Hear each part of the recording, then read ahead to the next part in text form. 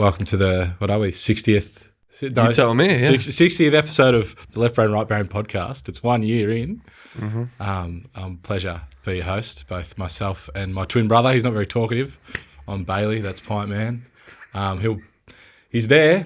He may have been in episodes before. I don't know where he goes, but he's there. But no, it's good to be speaking with Dole Manchild in its almost entirety, just regarding the new album. Where would you like to begin? I wanted guess, to thank you. Yeah, no, no. I guess I've been very lucky to be listening to it over the last couple of days, back to front, as I worked out in alphabetical order. So my track list might be a little bit off. But I guess out the gate, where did this album kind of start from with you guys? Who wants to take it? Well, I was in the shower. I think that this album started in that we finished the EP and then we played a bunch of shows and then it was the end of 2024 and we were like, what do we do now? We've got changes, we've got members leaving the band, we need some kind of drive. And we started just like showing up to rehearsal and rehearsing just whatever and just jamming. And then we were like, we actually need fully fledged songs and we need to finish them and we need to then work out how to play them live. And we all kind of turned to Dan and went, can you please write songs for us? Because none of us really want to actually write entire songs. And we need someone to kind of give us a place to jump off from. Yeah, there's like 3 events that I can think of where it was like actually made, like where the actual conception came from. There was a fateful meeting after one of our members left where the band said, we jammed, and the band said, I looked at the band after. Luke wasn't in the band yet. Willie was here. Sebi was here. Harry was here. And I was like, that was cool, right? That was nice, right? And they looked at me and they all looked at me and they had this dead expression in their eyes. And they said, never again. They said, you write songs, you bring them in. And that was a fateful moment that changed the course of everything. And other stuff happened that night, but I'm not going to go into that. Yeah. But that was a huge one. Also, the name of the album was when I talked to Willie over the phone. Yep. And that's when we clocked both the return part and the other part with Dole, trying to fit Manchild and Dole into the sentence so it's self-titled in a way. And then there is another third story. Speaking to you, Soph, about what it would be, and it was a concept record. Initially kind of about travel. It was also about billionaires. Yeah. And that was kind of the initial thing, and that's what you can hear at the start with the Mutant song, which I don't know what order M is, but that's the opener. Yeah, no, middle third, maybe. Yeah. But no, you can absolutely pick that up. And now the album title, I thought for a bit was a bit secret. Is it out now? What is the name of the album? Well, I don't think. I mean, it's kind of been punctuated pretty badly so far. Yesterday was the first time we looked at it properly. I'm pretty sure it's on the ticket website, so everyone should know what the album title is. Yeah, people know what the album title is in the sense that they know what Return of the Manchild is. Yep. But some people are calling it Dole Manchild. But that's also fair. Yeah. It's self-titled. Yep. Dole Manchild's Dole Manchild. What's the title? You don't know? I don't remember. We only really call it Return of the Manchild, but there's a whole extended title which we've abbreviated, which likely no one is ever going to call it. But I like that it's there. I hope they do call it that. It's we were trying to figure out what are they called? Snake bites, semicolons, whatever the fuck, like where all that shit went. I don't know, but I mean, it's just a colon. No, the semi. That's an organ, isn't it? With the comma involved. The semicolon's a snake one. The vampire bite. I don't know what it's called, but the full title is Return of the Manchild bracket snake bite. Snake bite. No, not yet. Or snake. There wasn't going to be a snake bite after Orbits, or how I learned to stop worrying and love the doll, which is obviously. I mean, it doesn't take a film buff to know what that's from, but I might take a film buff this time because Pintman's brother is struggling. It's from the Kubrick movie of the same name, basically. 2001: A Space Odyssey. Yeah, a Dole Odyssey. Love the Eyes Wide Shut reference there. Yeah, well, I watched that movie again, and I'm not going to go into that because I've been talking about that nonstop. So these guys haven't watched. Have you watched it? I don't think so. Don't really know what you're talking about. Eyes Wide Shut or 2001? Both. I've seen 2001. All right. I only watched Top Gun. That's the only movie I know. Which has the same guy as Eyes Wide Shut. So that's pretty good, man. Damn it. Cool. I guess before we jump into the songs, like where I understand it was recorded kind of fun. Like where was it recorded? How was Fun's it a pretty recorded? special word to use. I had fun making some of these beats, but as to whether or not it wasn't like Dole's always what's the word? Like Dole's always operated in a very DIY fashion. So very homemade, very kind of scrappy, and I guess just using whatever limited resources are available at that time. Yeah, I mean, Luke came into this project at the very, very end of it. Mm-hmm. So he actually came in to contribute to one track, which he contributed vocals, you contributed some production, and you contributed guitar. And I would have loved to have had him on a few other tracks because he had some great ideas for those too. But yeah, most of it was kind of like written primarily. I think all of it was written primarily except for the closing track, which was actually a jam that we'd done together, right? Everything else was initially conceived on my laptop, and you can still hear a lot of those demos there. Yeah, it was not fun. It was fun recording, like the initial demo, but getting that produced was Well, we recorded like the rest of the band, and like the fleshed out version of the songs, all of them, in Will's bedroom in Macedon, like in the middle of summer. It was fucking sweltering most of the time. And it was 5 of us crammed into this room with a German Shepherd and a small kitten as well. And it's not a big room. Yeah. Luckily, my sweet brother moved out and bought a house, so I turned his old room into a music room, and that was a bit more comfortable. Yeah, that's true. Yeah, and jacuzzi parties were the norm. It was a jacuzzi sesh after most of the recordings. Lots of pizza was consumed. Lots of IBS was released into that toilet. Gotcha. And I think that did contribute to the record a lot thematically because some of the tracks do have an outback vibe. Before I knew I was going to Europe, not outback, an outhouse vibe. Shit. I didn't hear much IBS in the tracks, but That's good to know. Thank you. A couple of Getting confused with turd sandwich. Yeah, it's a whole nother thing. But yeah. One day. I don't know what the question was anymore, dude. Oh, no, I was just wondering, like I saw a bunch of about 4 months back on the Dole story, a bunch of you guys just in the night Hanging in the out bush at the ranch. I think I saw some jacuzzi images. We hit a kangaroo. The kangaroo lived. Yep. No kangaroos were didn't. harmed in the recording of this album. No. Well, technically harmed. It's But that's how we got Harry in because we lost the other drummer in that accident.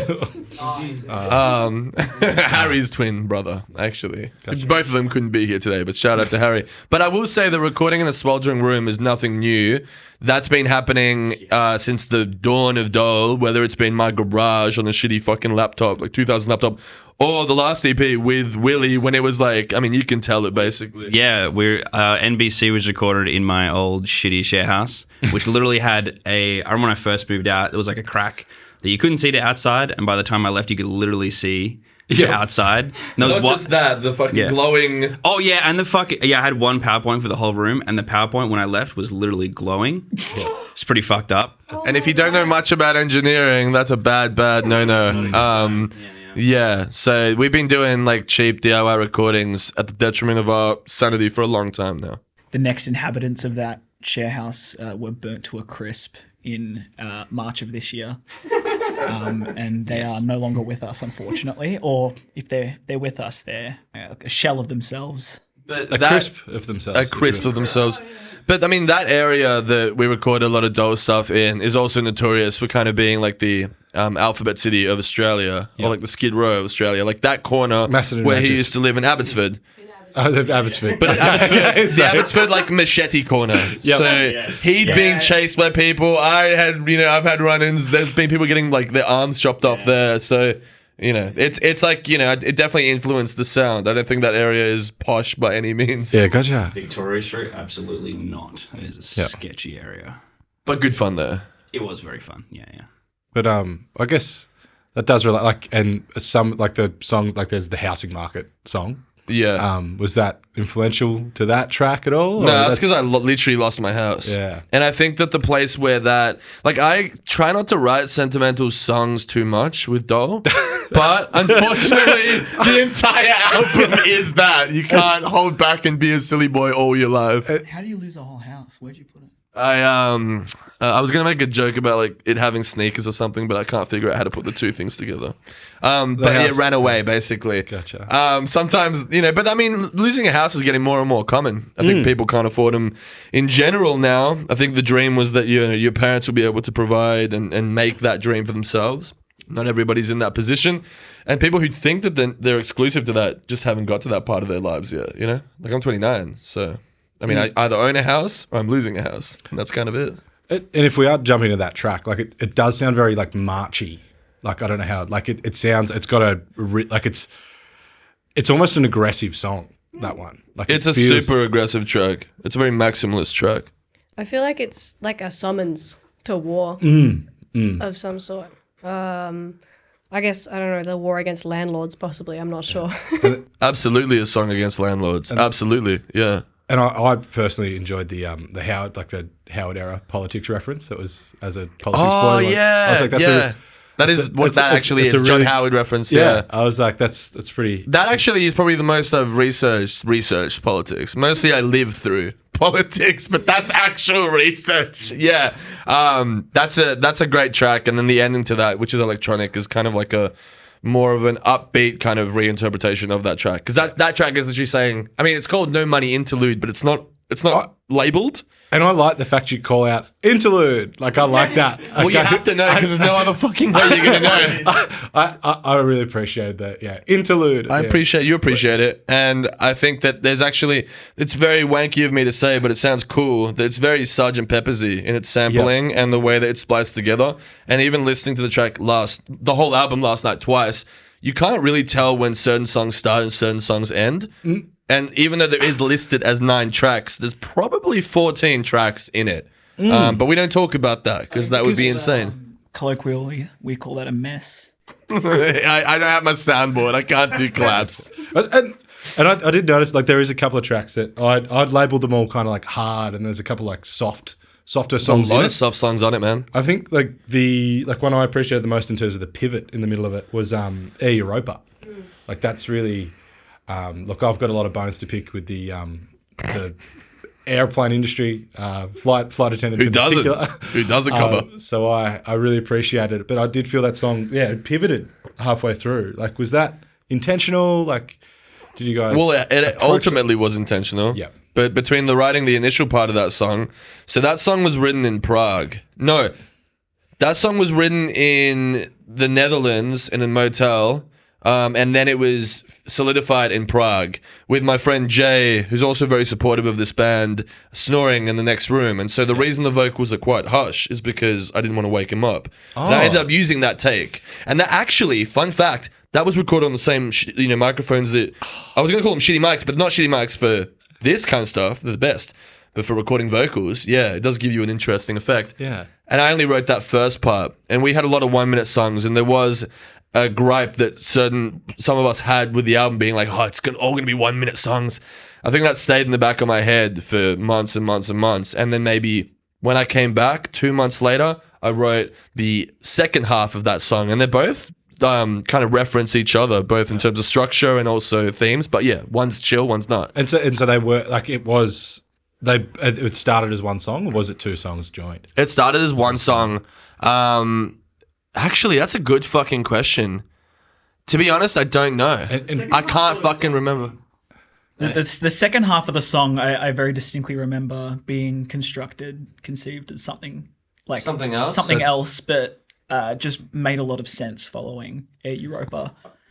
I really enjoyed the pivot. And just for the record, I think a minute is a very long time. Any complaints about the length of a minute is, marathon runners. I mean, shout out to, and I love him, and I've been on his show, and he's shown us a lot of love. Shout out to Satan on Weekends, and he always says, he's been saying non-stop, he's like, you need to make this like a, ESG, like 5-minute banger, club banger. Why is it only 4 minutes? He's messaged me at like 2 a.m. being like 4 minutes. I didn't even know what the fuck he was talking about. I very much agree with the premise that 1 minute is a long time. Yeah. I mean, I think 1 minute's like, it's a pretty good effort. I feel like we should be appreciating Some 1 would say minute too more. long. Exactly. Yeah. Some would say too long. I mean, Yeah. Most people would say too long. exactly. And like there are some people that think 4 minutes not long enough, and I look at them with utter confusion, really, and quite frankly, disdain. Yeah. I think we should be appreciating our 1 minute soldiers out there a lot more. No, absolutely. In total agreement. And does kind of like lead into Little Summer Atomic Bomb, which is a shorter song. Yeah. Now, once again, I am jumping through alphabetically, but not alphabetically now. I'm a bit out of the shop. Where does Little Summer Atomic Bomb, speaking of short songs, like where does that sit on the album? That one there. Well, we finalized the track list yesterday. Yep. Literally at midnight, it was uploaded. And it's weird because it almost all really works. Almost. There's one bit in it where I have to go back and be like, fuck, I need to insert fades for the YouTube edit when you put the whole song there. But the rest of it flows really well. And it's kind of like Harry was saying it last night. He's like, I don't know why, but what song did he say? He was like, Housing was always going to be third song. And Surf Beat was always going to be second. And What's the Price was written either as an intro or as a closer. I have that here. Like that's interesting that it was. The ending of that song. I really like where it goes and how it builds, and then a Soph cameo, I assume, and then a built into the scream. Like I really like the way that song ends, and I was curious to whether that is a closing track for you guys or an opening track. It's the closing. Now, it was written as the opener. It was the first track that was written in regards to this whole thing. It used to have a different name as well. Yeah. But once we wrote Mutants of Cooper Petey, that became the opening because that would never work as a closer. Yeah. And there's hints of you can kind of hear what album it would have turned into had things gone maybe a rockier direction. I think something happened. Like there's elements of all of it there. There's punk, there's surf, there's EDM, there's funny stuff, there's dark stuff. But ultimately, when I was listening to it last night, the album starts off and it starts to ramp up. When it gets halfway down, it full crashes. And actually, it stays down there for a long time, actually an uncomfortable amount of time. And that was what we were discussing last night is like, is that what we want? Don't we want to jolt them, back and forth between heavy, soft, heavy, soft? And I said, well, it's an album and it's an experience and it's a feeling and it's a concept record. So it's okay for it to dip. And then it picks up the final two tracks, which is Muscular and What's the Price? And that's where it kind of goes from there. Yeah. And would you suggest that people listen to it in order then, or? I would say definitely for this project. Yep. It's very different to the last album. See, I consider this to be the first Dole actual album. Mm-hmm. No shade on the last album. It's, it's got, 7 tracks? 8 tracks. It goes for about the same amount of time as this record, but it's got less tracks. It has 7 tracks. One was an interlude of classical music, which went for 20 seconds. Nobody was complaining that was too short. That was written by Salvador. But then, so you were talking 6 songs. 5 of them are great singles. Yeah. One of them's But, and I think that those 5 tracks can be played in any order, but I think this album actually does require a cohesive listening experience. Does alphabetical order work? You tell me. It was a bit up and down. I did feel that I'm keen to see the track list because I'm curious. Like I've half written down what I assume it to be, or like what did you assume it to be? I'm very curious as like an audience member. I can kind of piece it together. Like I assumed, like I was really curious to whether, like What's the Price, whether that was an opener or a closer. And like even like Muscular I always had in the guts. Like I'm like, that's somewhere in the guts. Yeah. Olympia I had somewhere in the guts. Yeah. But towards the end. Yeah. But then if you went soft at the start, then I was like, ooh, do you start soft, go or start heavy, go soft? I always thought that Eddie Roper is going to be kind of the transitional track in it. Yeah, which it actually is. Yeah. It fully is. I can find it. It might be worth actually telling you what it is. You got it here. But Yeah, so it's Mutants, then it's I Invented the Surf Beat, then it's Housing Market Romp, then it's Little Song, then it's a song called which actually you would have seen it as Travelogue, but it's called Calm the Fuck Down in this actual recording. Gotcha. Then it's Air Europa, then it's Olympia, then it's Muscular, and then it's What's the Price, which Gotcha. actually is the perfect way to listen to those songs. But Yeah, no, I suggest if you wanted alternate listening, alphabetical order. Quite silly. it could have easily been that way, man. No. It wasn't. Yeah, It was it's you did touch on Surf Beat, and that's one of my favorite songs. that's my favorite song. I love the idea of just a cocky song. Like it's just cocky. You invented the surf. I love What's cocky about the truth? just being like, bang, I invented the surf beat. Like I love going out there and being like, this is my sound, and like just being like, I have this is my song. Yeah. Do you find, is it fun to perform? Because I've heard it live. It's my favorite. Have we played it much? Yeah, I would like to speak on this because it's the only song that has an actual piano in it in the recording. And although I play synth for Dole Manchild, I am not a synth player. I don't really know what I'm doing. I'm a piano player. I'm trained classically. Yep. And it was the only time where I got to really do what I'm really good at in the album. Which is nice. I mean, like I like the stuff that I usually do with Dole, but it was interesting to do this instead. And we don't have a piano when we play live, and the synth that I use, it doesn't really make that exact sound. The live version is quite different. But I have to say, from all the reviews that I've got from friends who've come to recent live shows, I Invented the Surf Beat has been their favorite that they've heard live from the new tracks, which is really interesting, I think, that it holds up live and in the recording. Yeah. And I think like it's got the most audience, like from what I saw, is the most audience interaction, like a bull, like it's pumpy. Like It's the one that like we have Harper, who I don't even know if they're coming today or no, but our trumpet player, Occasion. I've got this on the horns. Yeah. I love the horns. But basically, like Harper would sing. There's a bit there where I say when I invented the surf beat, which was 1973, not 3. And that always gets mentioned. Luke's done it before. People do mouth that automatically. It's just intrinsically a part of the track that's the iconic part. People know where to put their words, and where to like interact. But that's a beautiful track. And like Sophie said, Sophie's playing the keys. I came with like a basic idea. Sophie fleshed it out fully on that piano. And when you hear at the end, it sounds like someone's dragging their elbow across the keys. They are. That's me. You might not hear it properly in the mix, but that's fully... I'm literally dragging shit across the piano at the very end, but I don't know what key that is. I think it's every key. It's A minor or major, one of them. Chromatic. Yeah, it's what the fuck I'm doing. It's chromatic. But I do want to say one thing that I want to note about that track is that I did channel the ghost. Well, he's not dead, but I channeled the spirit of Nick Cave in that track in a way that. It sounds weird to say, but I did it in that sweltering way that me and Willie are used to. But I was very relaxed that day.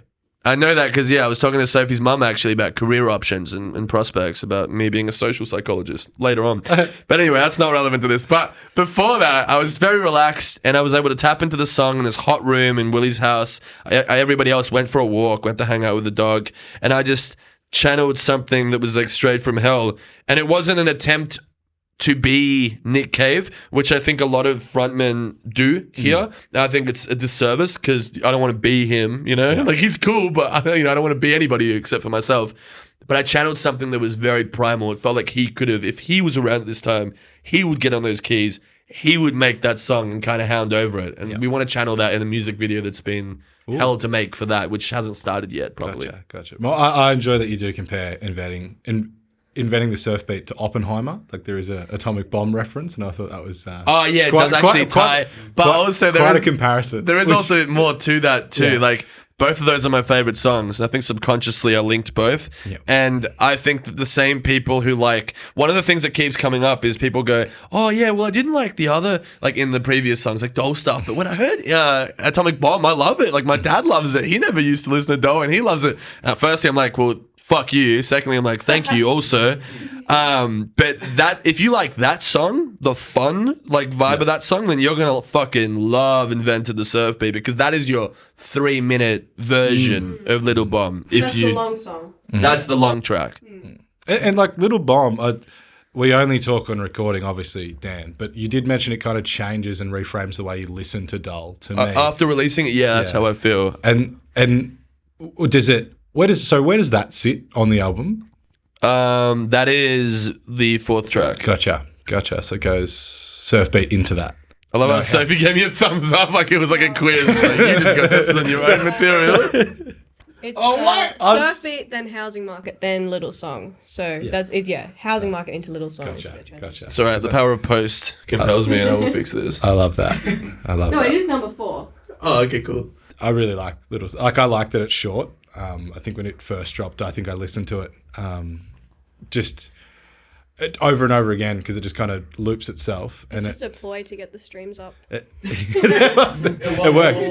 But it might be the only honest ploy out there.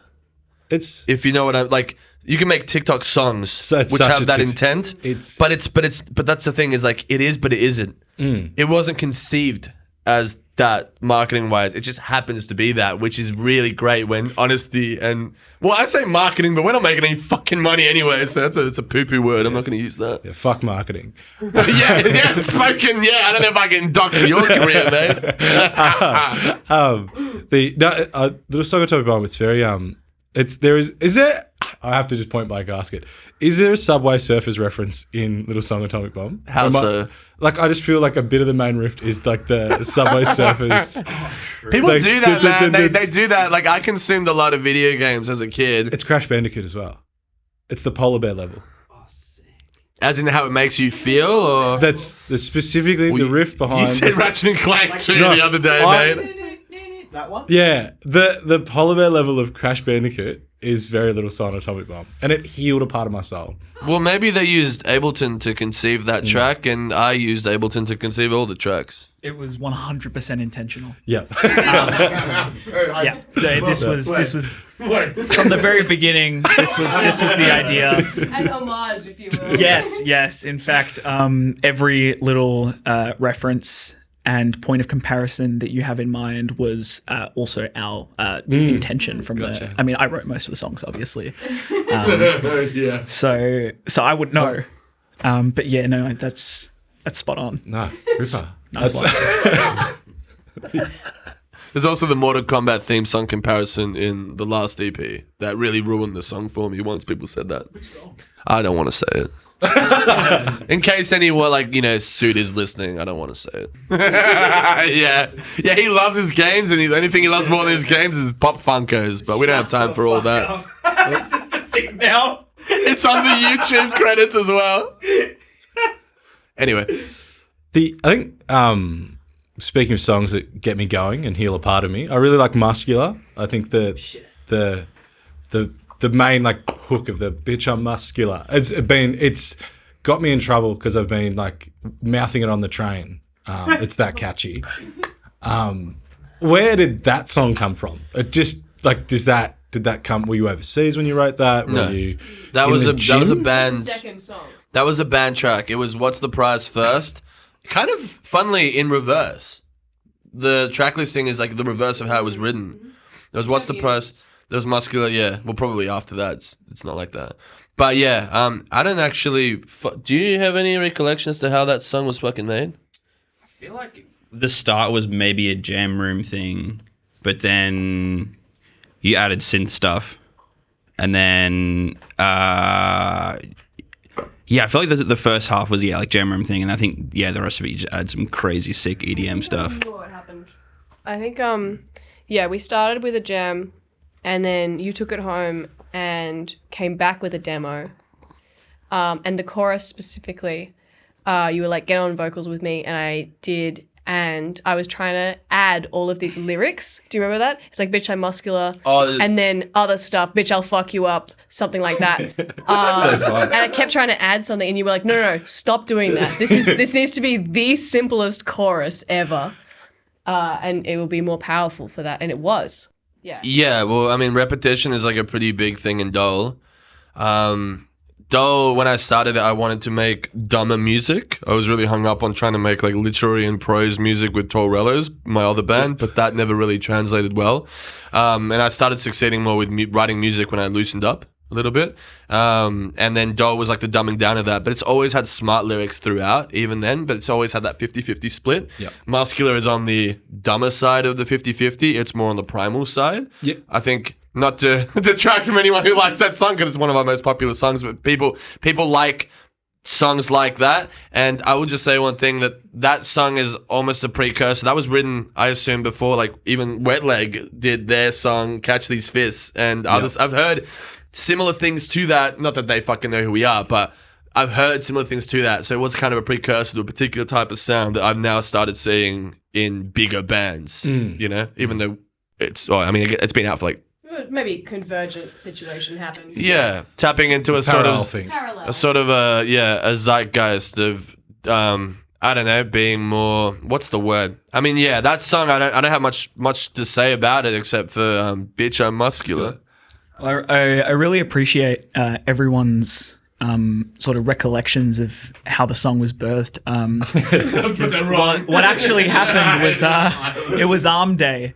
And I did like a whole bunch of acid and went to the gym. Yeah. And it just like came to me sort of like it felt divine. Yep. It came to me while I was doing bicep curls. Yep. And then plates? I did like probably 40 kilos, 30 sets. I saw you do 200 push-ups in the corridor beforehand. Yeah. So it's absolutely just for the love of the game, you know. I gotta be in tip-top shape for this band. So you're sitting in the gym. The visuals of Ziz appears before you on this trip. At what point did Bitch I'm Muscular come to your head? Well, that happened when I was doing my shoulders. Yep. Yeah. And I just felt this this real sort of spiritual strength. I felt muscular physically, but also spiritually. Yep. And with every pull down of that bar, I essentially another lyric formed. Yep. And then I ran home to the studio and I just smashed out the whole track in about 5 minutes and then sent it off to the band and they were like, man, this is great. This is really good. Do you want to join the band and release this as a single? And I was like, yeah, I would love to. So I think moral of the story is take a bunch of acid and go to the gym. Nah, noted. And you might have your own muscular. Gotcha. Well, even though that story was bullshit, there is a certain element of truth to it. Maybe because I give things too much credit. That's a problem of mine. But he did write like a sick riff for that post song being totally completed and mixed and mastered, and it was incredible. And he does play it live, so it's like a really great lead. I guess you got to make up for that with Olympia and shredding on that track. But yeah, I was just wondering if you, Pintman or Pintman's brother, you caught the Bon Iver reference in that track, because I don't think I've ever discussed that. I most definitely did. My brother did. Your brother did. He wrote it down in his notes. He doesn't use notes. He kind of just, as you can see there, he kind of just. He's dyslexic. Oh my bad. Sorry, my apologies. Oh, so am I. That is it. Bleep that out. The Bon. Yeah. I don't know how to pronounce his name. So Bon Iver. Bon Iver. It's like when you sing it. You sing it, don't you? I don't say Bon Iver though, and I don't because I'm bilingual and I'm fluent in 2 languages. Oh, flex on the dyslexic. Yeah, well, it's also fluent in 9 actually. A good day. But like, I have a habit of, even though I don't have an accent in either of my languages, but I sometimes there's certain words where I just, for some fucking reason, I'll just say them in a different way. But it's because of Spanish. It's how you speak Spanish and how you translate. No hablo inglés. But yeah, it's about, that line is about Bon, whatever the fuck. Bon Jovi. How he got to go to a cabin and write what the fuck is the album called? For Sarah? Yep. For Jimothy? I don't know what that track's called. What's that track called? For Sarah with the... Anyway, his whole shtick is that he went to this... I don't listen to him. I'm not going to say his name anymore because it's infuriating me, actually. I'm actually like stopping every time. But yeah, people don't pick up on that because it's just like, why would you mention this guy in your track about going to the gym? Yeah. Well, it's about going to the woods and getting buff and getting away from everything. So... I referenced him because he got to have like his little hut that he lived in for like, he had all of his music gear there and he got to make music for like, I think a month or 6 months. That's the whole story. Yeah. Nobody here listens to him, right? Apparently, because nobody's helping me with this. But No, I got nothing. you don't know? I do know the story. You know the story? Yeah. He holed himself up in that like cabin and he wrote. And that's the same idea. It's like the concept of this album was going to be that the band, which really is kind of what happened, but the band exiles me and says, go write this fucking album. Now, it did happen here in this room and I ended up in Fitzroy, which we are in. Yep. Actually bumped into Tejo. Shout out to Tejo. He's dropping some cool shit that night. But then I guess the craziest story is that I actually went and lived the experience of this album abroad while writing this album.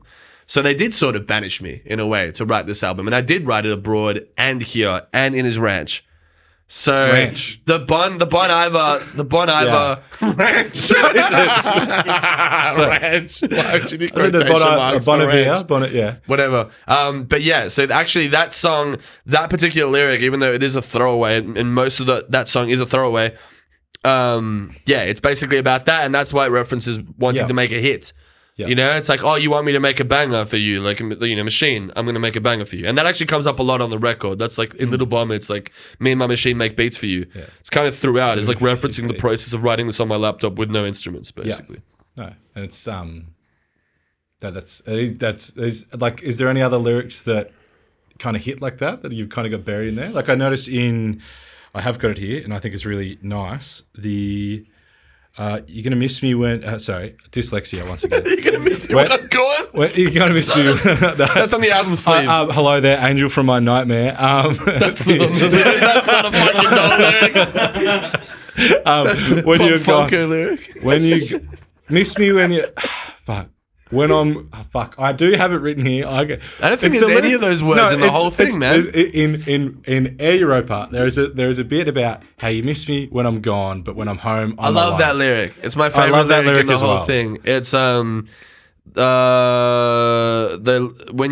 it's something about like they love you when you're gone, but when you're back, you're alone. Some shit like that. And that's how I felt. That's how I still feel. When I left to go to Europe, I mean, I'm just one dude, right? So like, it's not like my life leaving overseas is going to have a huge impact on people's lives. But when I went overseas, like, I remember having a party and thinking like, wow, like, because I remember like, I mean, I don't know how many of you were there. You were there, and you were there, and you were there, and you were there. And I remember leaving and I was like really homesick. I was like, fuck, I don't want to leave. Like, this is awesome. Like, I finally found my crew. A lot of people who actually worked on the music videos for this album and all that later were from that crew as well. Shout outs to Aaron and Jody and Doug and that entire crew. But when I came, and I noticed that I really wanted to come back at a certain point. Then that faded. Then I had to come back because I ran out of money and the Schengen visa and all that. And when I came back, I realized that there was fucking nobody to hang out with. Yeah. And so the post-Euro depression, which sounds like, you know, like a privileged thing to say, but I mean, at the end of the day, like, it was coming more from a community standpoint. I experienced something overseas that I always wanted to bring with Dole. We have it, you know, as you can kind of tell by our banter, we have something cool going on. But sometimes you want to see that in a bigger scale. I guess you see that with your audiences too, I guess. And we cultivate a really good community. So it's just a slow process. And back from Europe and realized you're alone. You're all alone. Yeah. So, but anyway, that lyric is one of my favorites in the album. There's a few. It's not the most lyrical Dole album, but there's a lot of really interesting concepts. I think all the songs have really interesting concepts behind them, and that's how I write in general with lyrics. Like, it has to be interesting first, then I'll write the song. Just point blank, which blonde Dutch woman broke your heart over in No, see, that's a misconception. That I line broke is. her heart. I was gonna say double entendre, but that's not what that means. That line is about two different people. It's a mystery, and like the whole I think like the whole story with Olympia is that she's just unreachable. Yeah. You know, this is and classic. that's what like it's hinted at in Europa. Even the name Olympia is like, Yeah. it feels mystical. It feels otherworldly in a way. Oh, that's all I have to say. I think so. Hopefully, I picked that up. Well, you know why you like it? Because it's Greek. Yeah, well, I mean, Olympia Call me out. is that's the name of a painting by I think it's Cezanne, and it's like the first kind of evidence we have in Western visual art of like the subject of the painting like confronting the artist. Really? Yeah, it's look it up. Yep. Really interesting story. It's a portrait of a sex worker. Yep. And instead of being posed kind of sexually and majestically and like in this idealized situation, she's just lying in bed and she's just staring directly at the viewer. And she's just saying, you know, what about it? I'm just here. Like, you're just looking at me. There's nothing magical is happening here. Yep. And I think that, yeah, Olympia and then the love story in Air Europa, they're connected to that. Yeah. Like Olympia is this unreachable, unmystical girl. Yeah. You know, Yeah. she's not. You kind of have this idealized idea of her, which is just not accurate. She's just a person. Yeah. No, I think and like Olympia would say like it is like it's one of the softer songs. And I remember when it was dropped as a single, I was like, oh, this is. I think one of your stories put it as it's like Dole goes sad boy for a bit, and I really appreciate Olympia, and it's one of those songs that I think could fit anywhere on the album, but it's interesting to know now that it's got a connection to the Air Europa.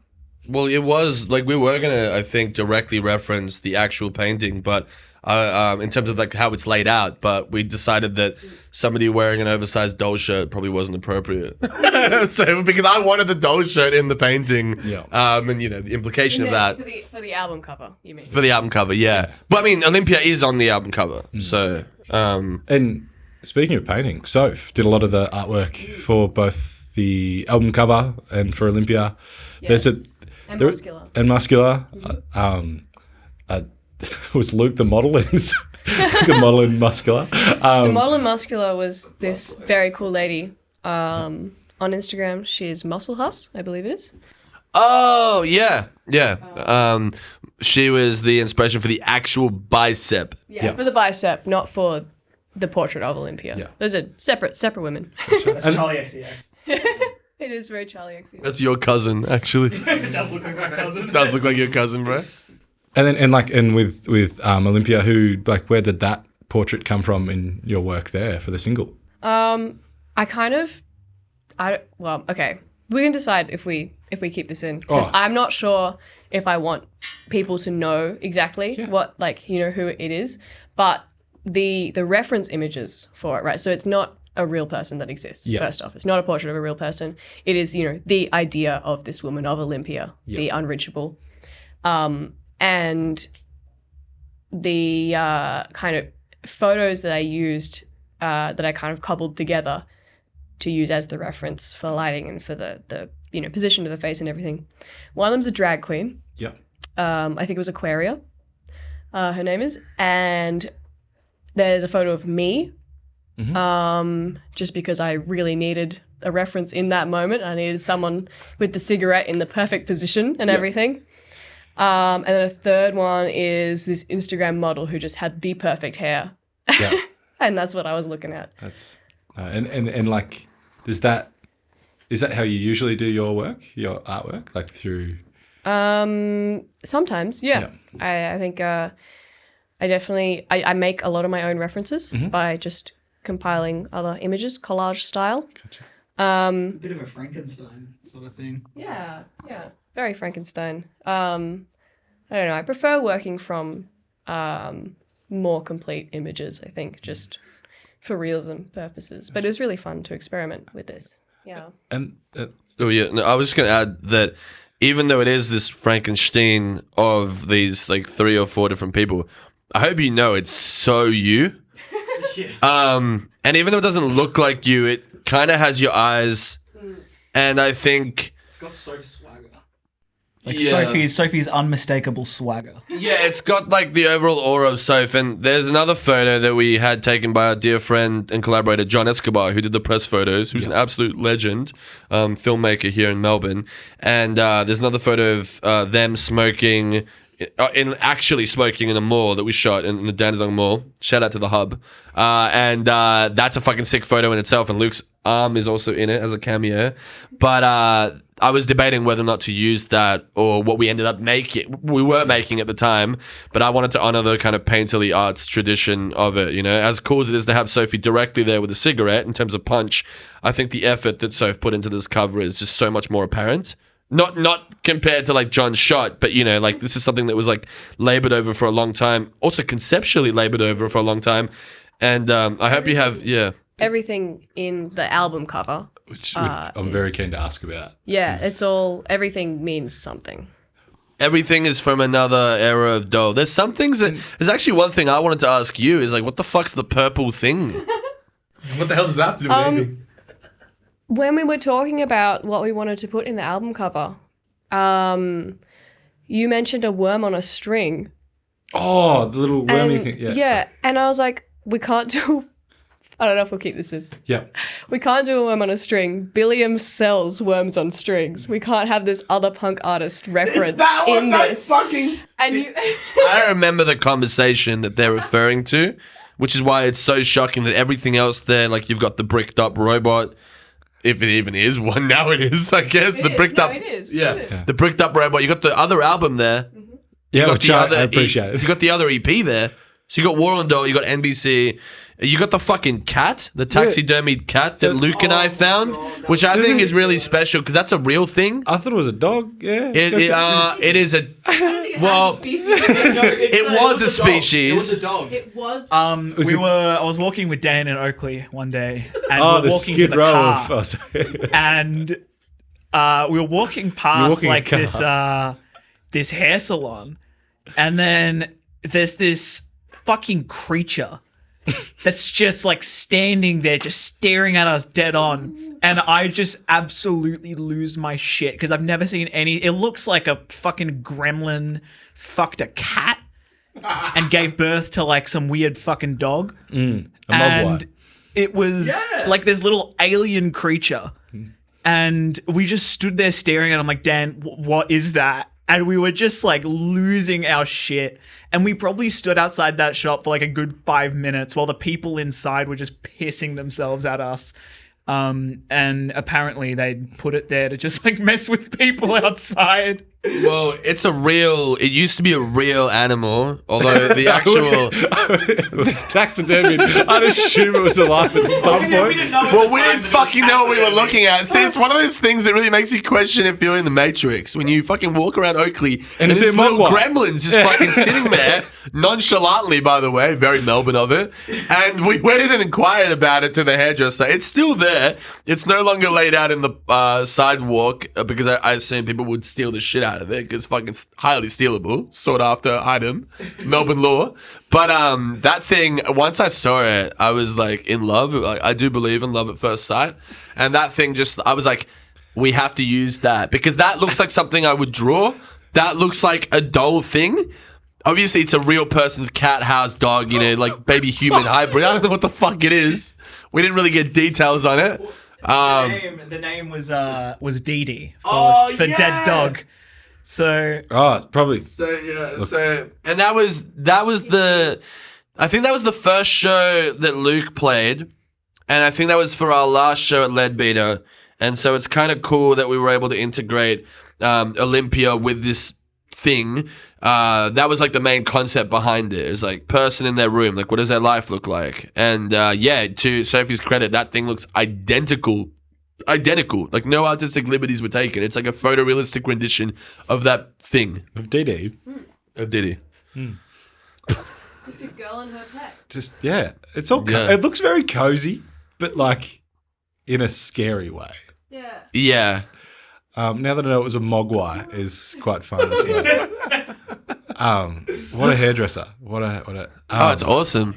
If it hadn't been out there at the time, we would have never seen it. It was a beautiful moment. It was, a really special moment. And it was so fun to shoot Luke next to it. It was how we announced Luke in the band, was next to the Mogwai. Yep. I haven't laughed that hard in a while. We just like actually were wheezing for like 5 minutes straight, just uncontrollably. Yeah. It was truly a... Well, see, when you live in this city, it's hard to feel those kinds of emotions. So you need someone to go out of their way and put a deep-fried Mogwai in your face. Teach you what's what. Rip Gizmo. Was it you that hated Gremlins too? Was that No, but that's... someone recently fucking hated it with a passion. I was like, who the fuck is that? Awesome, man. Gremlins 2 is amazing, by the way. Yeah. Yeah, they've got the sexy ones in... No, sexy ones in one. It's in the eye of the beholder. Though. Yeah. Sexy Gremlin. I do like Gremlins. I'm always curious, just bring back to the track list, with bands and how they choose to release their singles. Was there any songs on this album that you could have seen released as a single that you didn't do as a single? Absolutely. I'd be interested to see what y'all think they would be first. Yeah, what did everyone think the singles were going to be? Or what were your picks for singles? Start with Willie. Oh, shit. Takes the mic. You've been trying to give you the mic, but I've seen you try to give it to You got it.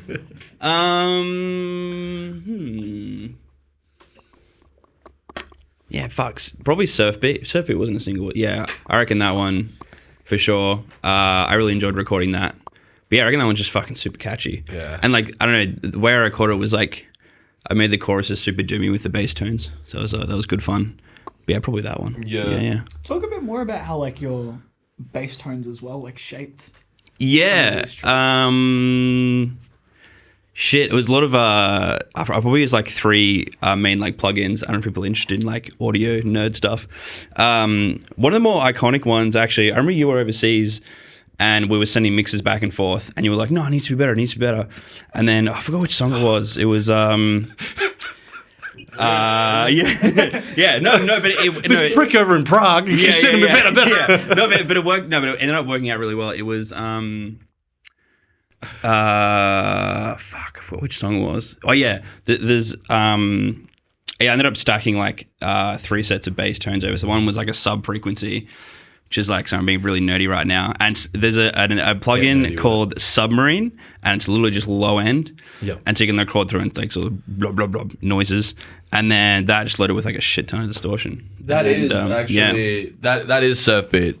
And I know this for a fact because that has like a tuning on the bass that's like, I don't know what the tuning is. I think it's D. Oh, maybe it's C. Shit. It's like I think it's even lower than D. I think it's like the lowest you can get before you hit the brown note, if not brown note tuning, like when you shit your pants. And we hit it, and like, I mean, I know I shit my pants, and I know that he shortly after went to the toilet again. It wasn't IBS. It wasn't pizza. a regular case. It was a real stinky. It was a real stinky because that it's hitting the lower octave of an already low note for that chorus. And yeah, so I wanted him to perfect it while I was in Prague.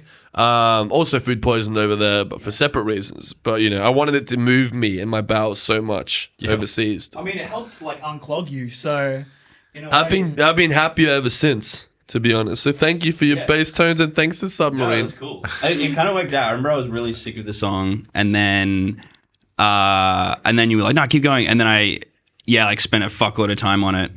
And then I was driving to work that night for a night shift, and I was like, you know what? This is fucking sick. And I was very stoked with it. It's interesting you say you were sick of the song. Like, did getting that deep on it? Yeah. Do you find getting deeper and more bass nerdy, as you put it, with a song do you find making music that way more interesting, or? Listening to the brown note like over and over and over and over again. For yeah. It was kind of a bit sick of it. Like, 100%. Sorry, what was the question? Like when you get like, do you find it when you dive deeper in a song when you're sick of it? Is that normally how you get unsick of a song, or do you just? Yes. Yeah. Real. Yeah, 100%. Yeah, especially with like my own stuff as well. Like, but it can make you go fucking crazy sometimes if you go 2 hours and you can't think of another idea. It can kind of fuck you up a little bit. Yeah. But for that time, it definitely worked. For sure, it was really sick. I think that's an even more interesting. Is there any other tracks on the album you almost went crazy with, Will? Yes. Yeah. Yes. That's the whole fucking thing. Housing Market was pretty crazy. I was listening to this was just from Tones because you'd written the song, and then I really liked I think I'd watched Fight Club recently, and there's a scene where they're walking in and Tom Waits is playing. I don't know what the song is, but they're about to go into the bunk thing, and then Tom Waits is playing, and it's like this like kind of crowded bar or whatever. It's not underground. I mean, it would make sense if it was underground if they're going in the bunker. Oh, is it basement? Basement? I don't know. Anyway, yeah, they're going in there. What is that? Is that what they're? Anyway, it was a sick scene. But anyway, I was like, oh, this is dope, and I thought it'd be kind of cool to try and do that tone for the intro bit. It's interesting because the Housing Market is an aggressive song, and it's interesting you talk about the thing I won't talk about in reference to that song. You shouldn't talk about Fight Club. Shit! Shouldn't talk about it. Oh no! You're gonna get your knackers cut off, whatever they're doing. Shit. It did happen, unfortunately. I did in the recording of this process. I like how. Like, I don't like the housing market. I think John Howard's a wanker, and viewing housing as a speculative asset is fucking shit. I liked how aggressive housing market was, and that adds a whole different layer if it's got a bit of Fight Club in it. Yeah, actually. Is there any other? I didn't even think about that. Is there some other like groovy references that you can, as deep music nerdy as you? I use this is my secret sauce. I use STL Tones, which is like a guitar plugin. And I have like tone packs from different artists. Yeah. And North Lane, fucking love that band. Like, it's a metalcore band. They have a really good tone pack. And there's one tone I use that's like really good low end that I'll usually stack that on top of like other like rockier amps. So for this, I stacked like I think a couple like Marshall amps and stuff on top of it, because usually I'll stack a bunch of like metal tones over the top. But this one, because like it's a little more rocky, I was like, I'll keep the metal low end and then just kind of stack rock tones over the top, which was cool. Kind of worked out. I will say as well that like it is definitely understated when there's so much other shit happening, as tends to happen with basses in general, right? In music mixes, unless it's bass prevalent music. Ooh. One sec. Oh shit! Hello. Actually, yes. Harper just came in the room. Yeah, somebody please pull up a chair for Harper. I've got. Oh, you got the big one. Sweet. No, I've got so many questions about the horns too. But in regards to bass, like Dole's not like a bass driven band. It's a rhythm kind of band. Like, it's written around lyrics usually, so it's not like a funky kind of bass. We've never really had funk bass, but his tones ever since NBC, which was so fucking dirty and like really gave Tyson. I mean, they made Tyson fucking work for it. Our producer, shout out to Tyson for the album and also for the last EP. But like the tones are so dirty that when you do get those quiet moments, they really stand out. Yeah, because a lot of it is very maximalist, and that's very Dole. But when you get these sensitive kind of moments, I don't even think there's bass, barely fucking any bass in the quiet kind of tracks, like the guitar, like centered tracks. Maybe some clean stuff, but not really. No. Yeah, so his bass is actually a huge part of the sound, and he definitely thinks about the sound and the tech, like how it's going to actually sound. Whereas I just think about the song. Yeah, I don't really think about the tones. It's not something that kind of goes through my head. I just want reverb, and I want to sound good. But yeah, I think it's like why I enjoyed it so much, because for my own stuff, like I kind of think about like what notes and stuff to play. But it was cool, like, because you do all like the notey stuff. It was cool, kind of thinking about like how to record stuff. I don't know. Yeah, it was just kind of cool thinking about how to like get good tones and shit, instead of just thinking about like what notes to play, which was kind of cool. Yeah. Soph, have you got a song that you thought could have been a single that wasn't a single?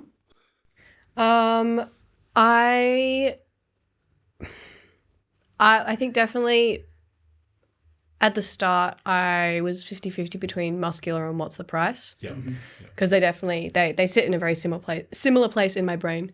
And I thought either of them could be a really strong single. Decided on Muscular because I think like my main reason was I think it's more accessible. Yeah. And I think to, gently introduce people into this new era of Dole, I wanted something that, I guess appealed more to the masses. Not that that is in any way a bad thing. Gotcha. Stuff's popular because it's good. I think the other thing was, we were definitely, Dan and I were drafting the album cover, deciding what we were going to do. And we were like, what are we going to do for a third single? We were tossing up we were talking about surf beat. I think we had Air Europa in there for a little bit, was an idea. And then we kind of went, why don't we just do a little song and Dan smash out like an album cover for it right now at my dining room table. And he did. And it was so perfect because it's a little song. It's a little quick drawing. It was kind of spontaneous and intuitive, I think. It's just something we just felt like it was just right. And it worked really well. I'm really glad that that's the direction we went with it.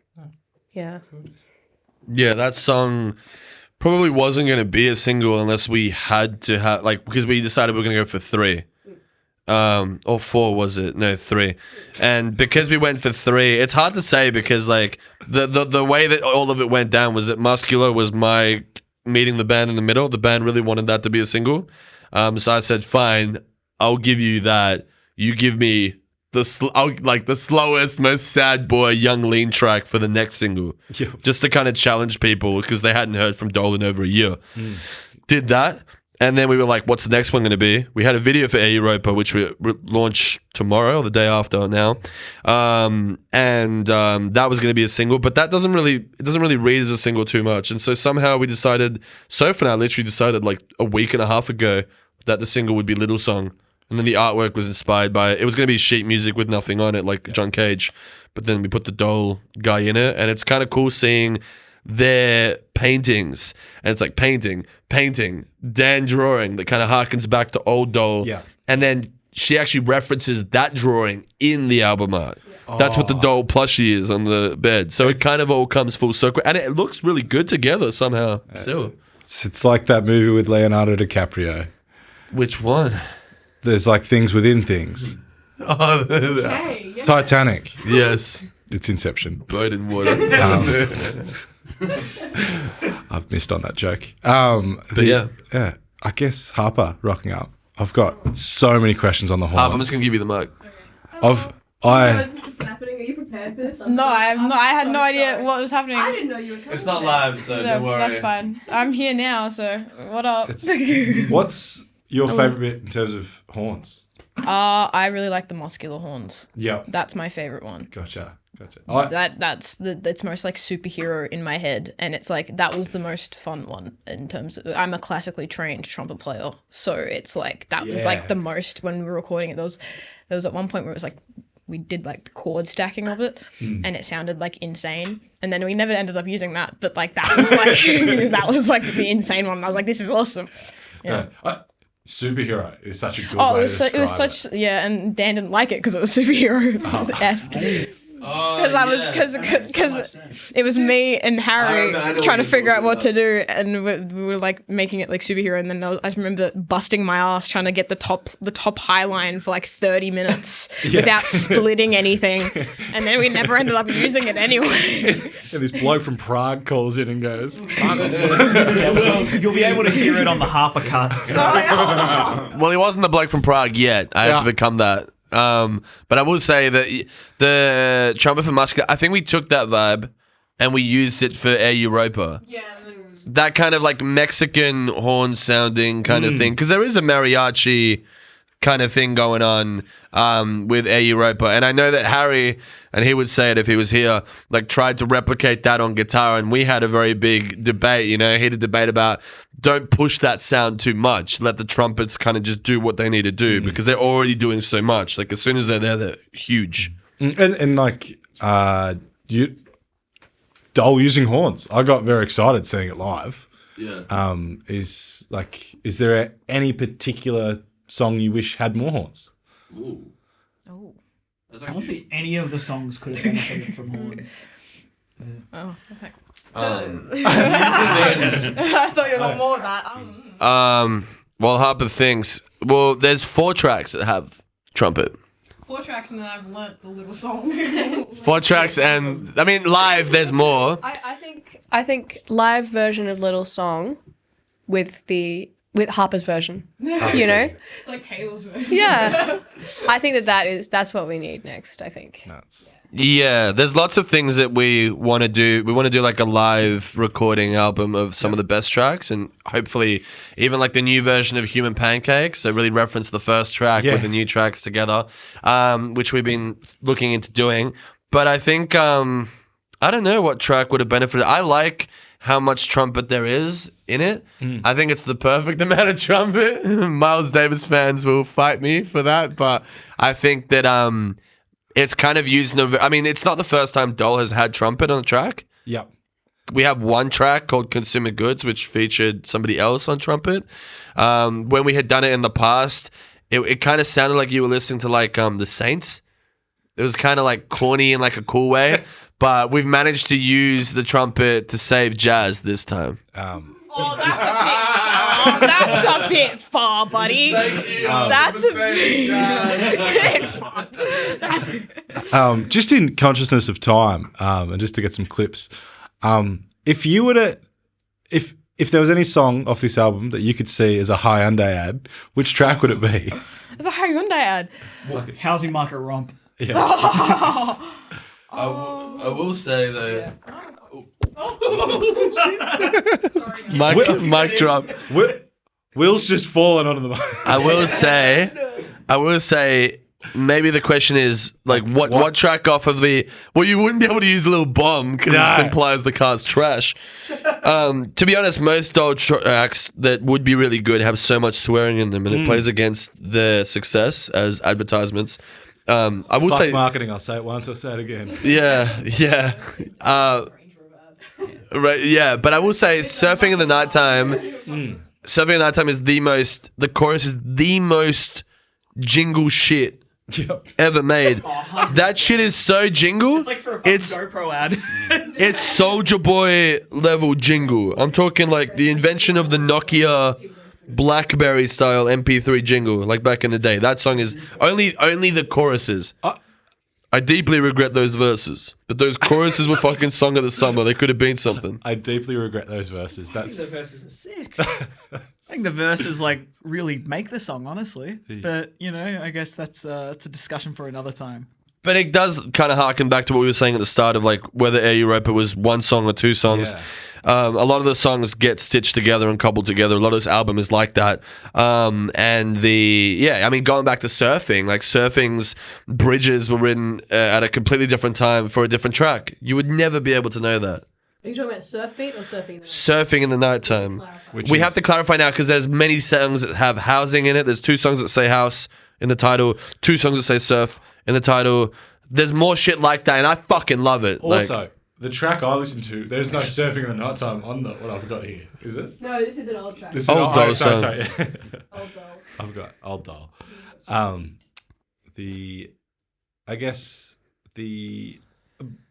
When's your next gig? Where can people enjoy this album the most? Well, people can enjoy this album on Sophie's streaming services. Sophie has encouraged us to put it on lots of different platforms. So now it's on, I know it'll be on Tidal. I know it'll be on Apple Music. I know it'll be on Spotify, unfortunately. I know it'll be on YouTube, but not YouTube Music, because I know a lot of people upload their shit to YouTube Music, and then YouTube makes one of those things, what are they called? Like V topic bullshit, which isn't even your streams, doesn't give you anything. So there is actually, for the first time ever, going to be an actual front to end listening experience of that album on Dole's terms on the YouTube. So it'll be on our actual YouTube, and it'll be premiered on the YouTube first. Sick. An hour before. And it's only a 20-minute track, so like it's cool to be able to listen to it before it drops. That's like 20 times as long as you need to be. Exactly. That's like 20 times as long as Little Song. It could have been 20 little songs. And is this album like a? My brother's asking me. He told me to ask this. He's over in the corner. Do you listen to this song over a pint? Do you listen to it in the dark? That's a really great I've asked question, the question. man. I don't know. Like, is this darkroom listening? I think this is liminal space airport at 3 a.m. between connecting flights listening. Gotcha. This is like maximum discomfort, and yet there's a strange sense of calm over everything. Gotcha. And speaking of listening and drinking in an airport, there's something coming up soonish. Yeah, I wonder who organised that. No, fuck marketing. I wonder who pulled the strings to make that happen. Yeah, thank you, by the way, Pintman, for telling the security staff to lay off. Yeah, that's coming up on Monday. No, the Pintman's there. That's my twin. My bad. Sorry, That's my twin. I know we look very similar and we wear the same clothes, but I've never had a pint in my life. I don't know what beer tastes like. calm down. Can I just say? Sorry, he's getting very angry. Can I just say one thing though? Going back to what you said about where you would listen to this. Yeah, no, I think liminal space is definitely the prime demographic of place. But I would also say that this is the kind of track where if you're not from Australia, I always talk about on the poddy like if you're an international, like someone who's not from Australia and you look at Australian content, what's your image of this place? Like what kind of culture are you actually absorbing? Is it bogan? Is it larrikin? Is it whatever? I think that this is actually a realistic depiction of what like multiculturalism is here in Australia, because it is like we're all from different places. We all have different roots. And I think Shout it's out perfect, Ballarat. like scrolling. I feel like it's perfect scrolling on the internet, like peak when like Death Grips and that kind of stuff was coming out. And you would see a picture on YouTube, and you're like, "What the fuck is that?" I know Macro Blank. If you know, if Luke, you know Macro Blank, like YouTube music, where you see something on YouTube, you're like, "What the hell is that?" And you click on it. It's like a cursed fucking painting, and you listen to the thing. I think it's that kind of music. I think it's an indication of a particular type of culture or subcultures in Australia at this time, and I think it's really appealing for people who don't know what it's like and haven't been fed what the actual story is of what it's actually like to make music here. Yeah, I think that's really a lot of what you say. Sometimes, Dan, it's dead on. Thanks. Sorry, my brother's just whispering to me. He had a couple of questions. When's I guess the simplest thing. My brother's shit at timing. When is the album out? Is it going to be out before or after this comes out? Comes out in the timeline of this recording right now. Like if you're listening to this live, in the which you moment. will be, and I'm just trying to think in terms of live times. It'll be out on the Wednesday, which is 2 days after. The date also is the 24th. Yeah. At 11 a.m. 11 Did I say that wrong? No, you didn't say it wrong, but I think that previously you forgot to mention that the album launch is Friday the 26th in the nighttime. It's at the Leadbeater in Richmond. Tickets are on sale. Leadbeater, I hardly know her. Tickets are on sale online. I would recommend purchasing them there as opposed to on the door because they're $5 cheaper. And that goes Door along sales the are for cowards. That's Door what I sales was- are for cowards who don't want you to know that you're coming, that they're coming to your gig. Anyways, Shame on you. Please be if you there. get a door ticket. Yeah. Shame. Cowards. That's what my brother always says. He says we should round them up. That's what he says if you buy Yeah. Old Yeller. That's okay. I was, oh. Yeah, I think with door tickets is like people don't want to give you that satisfaction. Like they don't want to tell you that they're free. I might be able to come if I'm. That's very Melbourne. It's like I might be able to do it. I'll see on the day. They don't put gigs on the same level of importance as like their brother's birthday or their wedding or grand final. Go Pies. Or Pop Funko at the Pop Funko exhibitions at the exhibition center. Or the Star Wars exhibition. Or the Star Wars exhibition, yeah.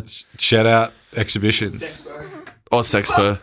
Shout out to Sexpo. we play Expo next year? I'd love to play. Actually, playing Sex will be incredible. We should do it. That's our goal for 2026 is to play Sexpo. Well, I guess So- that does kind of lead into the next question. And it's whilst we are absolutely focused on this album, what's next? So, I am doing, well, I mean, we all have different things that we're doing. We've gone in like a very, very like hyper digital kind of direction. Luke's like fully written the track that I'm probably not going to talk about like in depth here. But he's fully written the track that we're going to be recording vocals for after the launch. That'll be, it's going to be called No More Mr. Nice Dole, actually. Ooh. And I've kind of seen the vision already for the video and the actual like drawings. It's like what you like about Muscular, but way harder. The way that I wanted. Yeah, I would actually say it makes Muscular a B-side. Like, I think it's a really, like, powerful, gritty track that I couldn't get it that gritty the first time. He kind of hit it that way now with his own recording. It was the thing that he had recorded. But yeah, that's happening. And more music videos. And I've been making some crazy bangers as well lately, and I don't know if they're going to be for my solo stuff, for Boys at Cheetah, which I'm doing now, or for Dole. But there's kind of this weird overlap, so we'll see how it goes. Gotcha. Soph's taken off the interview hat, so I'm a bit worried now. Oh, I got too hot. Oh, gosh. It was really warm. It's really fluffy. So yeah, it's always warm for these potties. Probably all we're like wrapping up wise. It's great. It's been a year of Left Brain, Right Brain with me and my brother Pintman. He's actually been in every episode of Left Brain, Right Brain. And actually, in the subject on the topic of anniversaries, the 4th year of Dole. Oh. I would say, although it seems really weird to say. This is a listening format. You couldn't see visually, but Dan had the most confident face, followed by the maybe not face. So. Yeah, well, 4th year is tricky. 3rd year was all right. 2nd year was like woohoo, but 4th year is a tricky one. I don't know how many projects, local projects, make it past that. Some people do. I'm going to say 4th and best year. Honestly, I feel like Dole's done so much, and I feel like Dole's ultimately at our most ambitious and most exciting. And no, why does everyone think I'm going to hit him? I mean, I totally am, but no, like I think in terms of like, let's look at it this way. Like this year has been a complete shit. Like in my life, it's been a complete shit show. Europe was cool though. Europe was dope, but I will say that something has happened in the last 3 weeks. Thanks to a guy who rhymes with pint and man for allowing me to sort the chaos into just like a good kind of marketing plan. And that wasn't just like a superficial thing. That was like almost like a spiritual thing for me. I was able to see what Dole actually is. And in the last month, even though the rest of the year has been really hectic, and we haven't played that many shows, right? Honestly. We've played like no shows. We played 2 single launches and a support slot last week. And a tour a little mini tour as well. True. But yeah, that was tour. We did do the tour. The tour was actually fantastic. Yeah, the tour was great. But yeah, I just think that like even though all that stuff, like something whimsical has kind of happened recently that has made me restructure the way that I see Dole. It's an ongoing process. I can actually see it quite clearly. I can see what it means to be in it. I can see what it means to still be in it. You know, and it's from everyone's part is kind of to play in that. You know, from people who have made the animation text to my friends who have helped me film, you know, to Luke making beats, to Willie making fat bass riffs, and Sophie doing cool shit on the synth, and actually not just the synth, but merch and fucking everything, art as well, to Harry, you know, making sick fucking blast beats and swimming in the Bahamas while we record this, and Harper smashing that trumpet. He's in the Bahamas right now. He's swimming with the fishes, yeah. Quite literally, but not literally. He's not dead. No. I guess we're all on the way there. Yeah. So is it safe to say that big things are coming? It's such a Melbourne cliche, and I think it's really, typical. I think it's really typical of Melbourne, and I think that. So Pintman's just done a hook, like a bait symbol, and he's kind of just mimicked reeling Dan in with that one. Big things coming. You know, we had a different, because Willie was also in my old band with me, and we had a meme where every year we would legitimately say big things coming, but it wasn't big things coming. It was we're back, and then it was we're back and shoulders. You know, and we'd be flexing, and like every year we did it for 4 years, and nothing came out of it. Yeah. I don't believe in nothing until I see. Are you on Hinge? No. Why are you all I'm saying is the close up is I don't believe in nothing until I see the master of the track. Once I see that, or if you're recording an idea, if I see the costume made or whatever, then I know it's going to happen. So I never say big things coming, but big things came if you listen. Pause. Came within 1 minute. And there's nothing wrong with that. There's nothing wrong with 1 minute. That's what Little Song is, and that's fine. That's Honestly, normal. too long. Normal amount for a song. Normal amount for a song. I'm getting bored at that point. Yeah. Average size for a song. I'm thinking Willie's thinking of bass, like really submarines and stuff. What? Oh yeah, the submarine was a good time. I don't know what the hell you're talking about, but yeah. Pie Man, have you got anything? He just wants to know if there's any shout outs you want to give, given it's 1 year of Left Brain, Right Brain. Any thank yous? I put my host hat on. I actually wasn't prepared for that. Shout out to, I got the hat on. I got the decapitated stitch. Yeah, it does. Yeah. Shout out to all the animators who have worked with us. So shout out to Sophie, the other Sophie. Shout out to Gabby. Shout out to who else fucking works on this thing? Shout out to you for assisting me equally as much with this. And yeah, not to you, mate. I left you out. Wait, did I leave you? No, I didn't. And yeah, I don't know. That's probably it. And that's probably it. That's Thank it. you everyone for listening. Whilst I get a chance to shout it out, if anyone has a Mewtwo on Pokemon Go, I'm using this platform to try and I fucking need it. We'll animate you one. It's all good. So that's and thank you very much for listening. Thank you. May the odds be ever in your favour. Stay golden, pony boy. Go Pies.